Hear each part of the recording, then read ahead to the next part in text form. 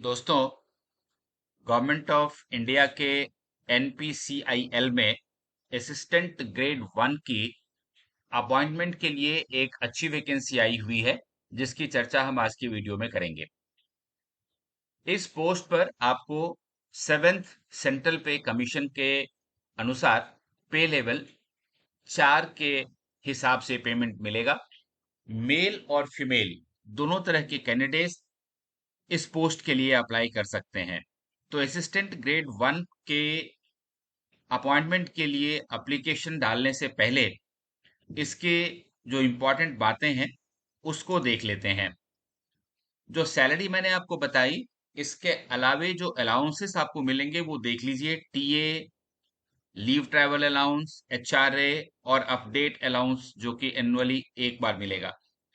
इसके अलावा आपको एम्प्लॉय बेनिफिट्स मिलेंगे, जैसे लीव और लीव इनकैशमेंट की सुविधा, मेडिकल फैसिलिटी, बच्चों के लिए एजुकेशन, केबल टीवी चार्जेस आपको रिम्बर्स किया जाएगा, न्यूज़पेपर चार्जेस आपको वापस मिलेंगे और कैंटीन सब्सिडी भी आपको दी जाएगी। इसके अलावा परफॉर्मेंस लिंक्ड इंसेंटिव भी आपको मिलेगा। साथ ही हाउस बिल्डिंग के लिए या किसी अन्य पर्पस के लिए आपको लोन और एडवांस भी उपलब्ध करवाया जाएगा डिपार्टमेंट के द्वारा।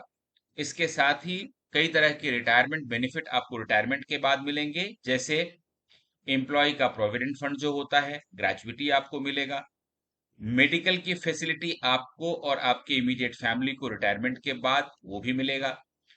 बेनेवोलेंट फंड की सुविधा भी मिलेगी और ग्रुप इंश्योरेंस का सुविधा भी आपको दिया जाएगा। अब बात करते हैं इस पोस्ट के लिए जो एज लिमिट है और जो रिलैक्सेशन है। देखिए, सबसे पहली बात तो ये कि असिस्टेंट ग्रेड वन पोस्ट के लिए एज रखा गया है 21 to 28 ईयर्स, और इसके साथ कुछ एज रिलैक्सेशन भी दिए गए हैं जो यहाँ मैं आपको दिखा देता हूँ।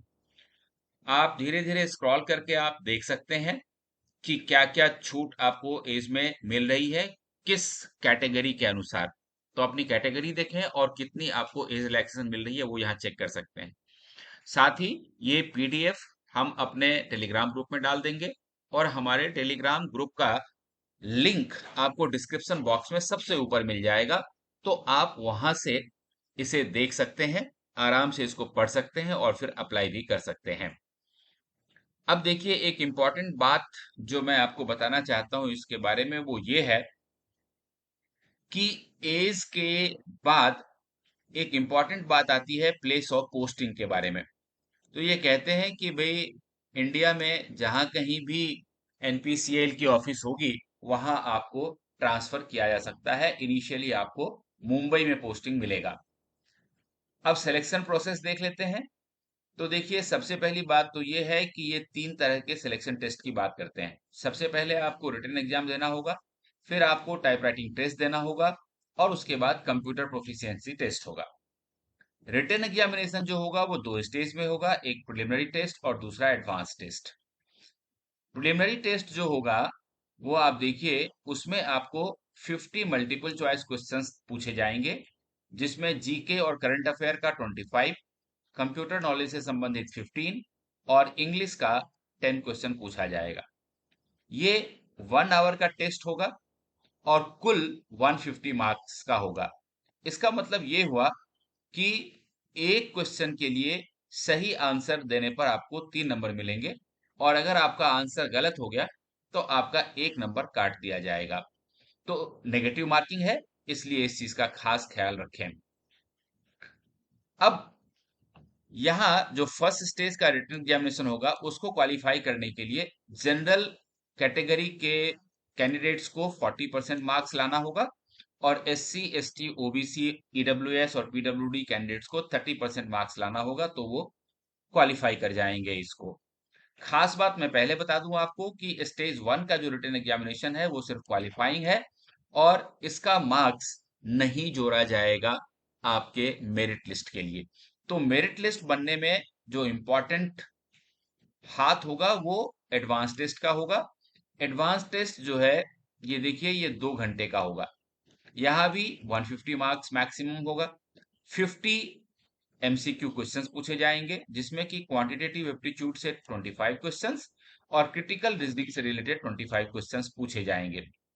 अगेन, एक सही आंसर के लिए आपको 3 नंबर मिलेगा और गलत आंसर के लिए 1 नंबर आपका काट दिया जाएगा, इसलिए बहुत केयरफुल रहें एग्जामिनेशन के दौरान।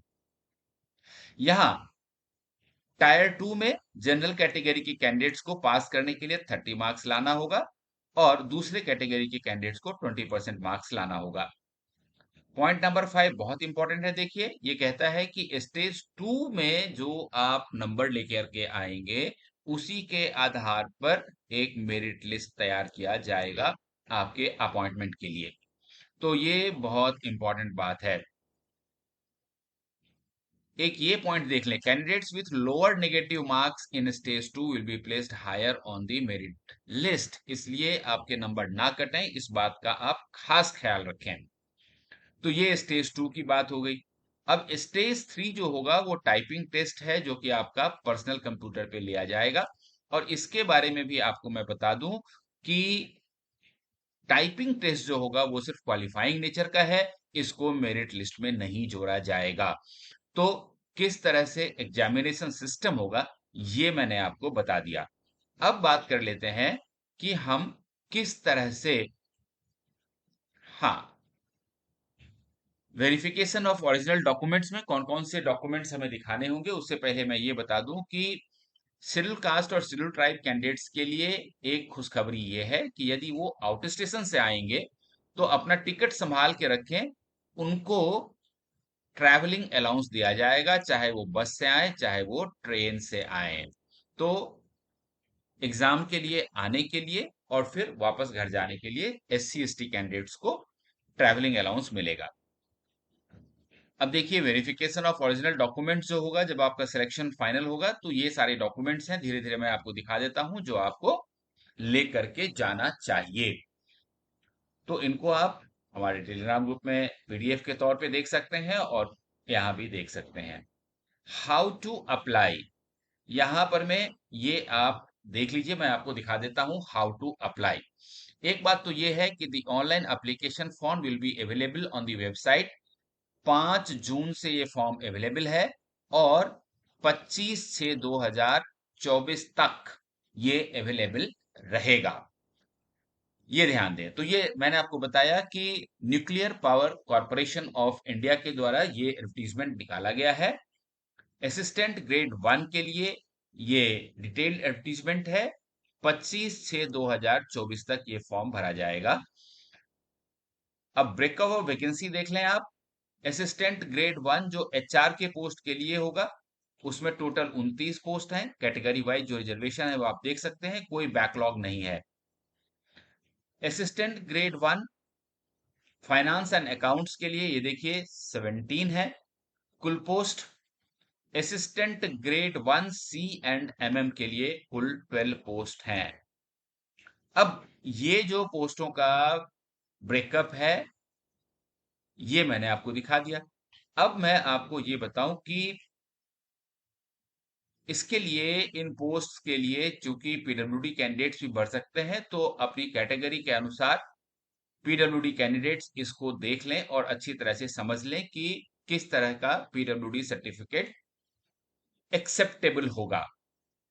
अब मैं आपको ये बताऊं कि इंपॉर्टेंट डेट्स की अगर हम बात करें तो 25/6/2024, 25 जून 2024 लास्ट डेट है।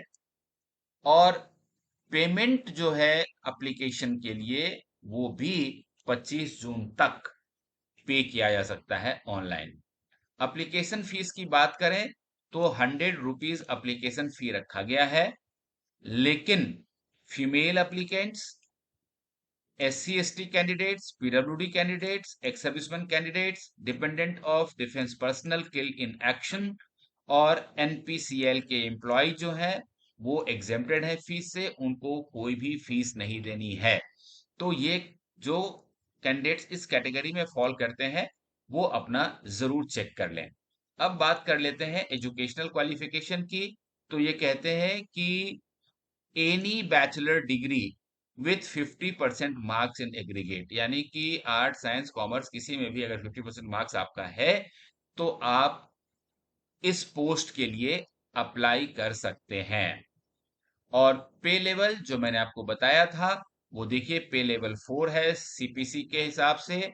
और पे मैट्रिक्स में आपका जो बेसिक पे है वो 25,500 का है। इसके ऊपर डीए जो 50% आपको मिलेगा वो 12,700 होगा। अप्रोक्सीमेट मंथली जो एमोलमेंट होगा वो 38,250 रुपए का होगा, प्लस दूसरे अलाउंसेस जो मैंने आपको शुरू में ही दिखा दिया था। अब आप ये देख लें, ये ओरिजिनल वेबसाइट है nuclear power corporation of India limited का, जहां पर मैं ये देखिए करंट वैकेंसीज की कंडीशन दिखाई गई है जो मैंने आपको दिखा दिया था। यहीं पर सबसे ऊपर ये एडवर्टीजमेंट का कॉलम है, और जब इसके ऊपर आप क्लिक करते हैं तो आपको वही एडवर्टीजमेंट आपको दिख जाता है जो मैंने आपको थोड़ी देर पहले दिखाया था। और अब यहाँ पर मैं सारा कुछ व्हाट इज न्यू के अंदर आप देख सकते हैं, इंपॉर्टेंट डेट्स यहाँ पर मैं दिया हुआ है। यहाँ भी आप अगर एडवर्टीजमेंट के ऊपर क्लिक करेंगे तो ये वाला खुल जाएगा। तो यहीं से आप ऑनलाइन अप्लाई भी कर सकते हैं। दोस्तों, इंपॉर्टेंट जानकारी जो असिस्टेंट ग्रेड 1 के पोस्ट से रिलेटेड थी मैंने आपको दी। यदि आपको लगता है कि ये सारी जानकारी आपके लिए यूजफुल है तो आप इस चैनल को जरूर सब्सक्राइब कर लें। All the best.